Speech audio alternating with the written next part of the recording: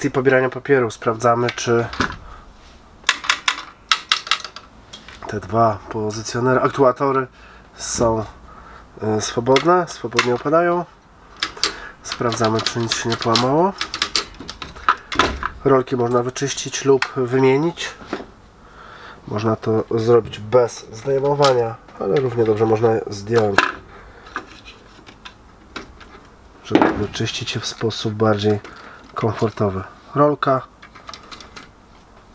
sprzęgiełko, rolka, rolka. 3 takie same rolki. Teraz te rolki można umyć. Czasem, jeżeli ktoś nie ma spirytusu, taniej, szybciej jest zainstalować po prostu nowe rolki, bo jest to niedrogi element. Tu oczywiście źle. Tu.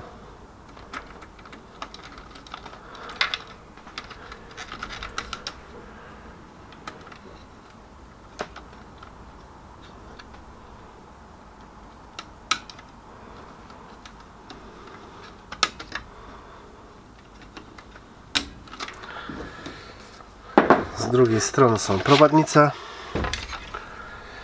przy czym jedna chodzi w sposób swobodny, a druga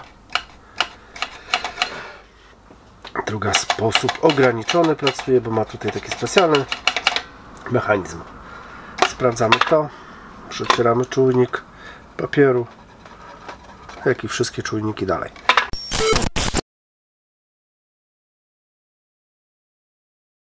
Przy zacięciach papieru konika Minolta Bishab C224, C250 i zawsze najpierw musimy rozpocząć pracę od najbardziej popularnych usterek, czyli sprawdzamy w kasecie na papier, czy ograniczniki ustawione są w sposób prawidłowy, czy papier nie ma zbyt dużego luzu, czy nie odsunął się ten ogranicznik. Dalej sprawdzamy prowadnicę na papier, czy nie ma gdzieś kawałka wyrwanej kartki z boku.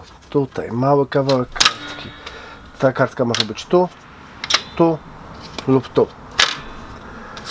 Sprawdzamy, czy wałek kręci się swobodnie i przechodzimy na plecy. Sprawdzamy, czy nie ma niepokojących rzeczy. Kawałka kartki gdzieś tutaj przylepionego.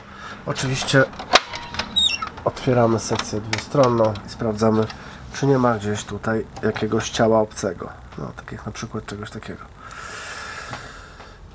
Sprawdzamy, czy nic nie jest złamane albo czy gdzieś nie siedzi kawałek białego papieru.